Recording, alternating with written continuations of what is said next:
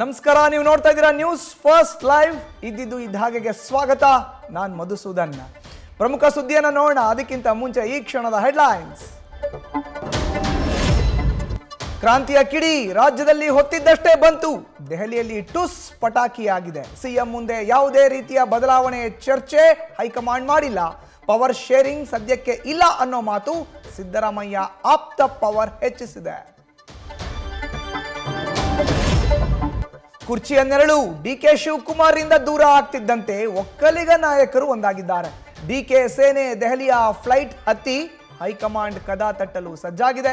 ಕರ್ನಾಟಕಕ್ಕೆ ಕನಕಾಧಿಪತಿಯ ನಾಯಕತ್ವ ಯಾಕೆ ಅಗತ್ಯ ಅನ್ನೋದನ್ನ ತೆರೆದಿಡಲು ಅಜೆಂಡಾ ಸೆಟ್ ಆಗಿದೆ. ಚಳಿಗಾಲದ ಅಧಿವೇಶನಕ್ಕೆ ಸಜ್ಜಾಗ್ತಾ ಇರೋ ರಾಜ್ಯ ಸರ್ಕಾರದ ಚಳಿಯನ್ನ ಬಿಡಿಸೋಕೆ ಕಮಲ ಪಡೆ ತಯಾರಿ ನಡೆಸಿದೆ. ಉತ್ತರ ಕರ್ನಾಟಕ ಭಾಗದ ಸಮಸ್ಯೆಗಳನ್ನೇ ಚರ್ಚಿಸಲು ಪ್ಲಾನ್ ರೂಪಿಸಲಾಗಿದ್ದು, ಬಿವೈ ವಿಜಯೇಂದ್ರ ಕಿತ್ತೂರು, ಕಲ್ಯಾಣ ಕರ್ನಾಟಕ ಭಾಗದಲ್ಲಿ ಟೂರ್ ಶೆಡ್ಯೂಲ್ ಮಾಡಿಸುತ್ತಿದ್ದಾರೆ.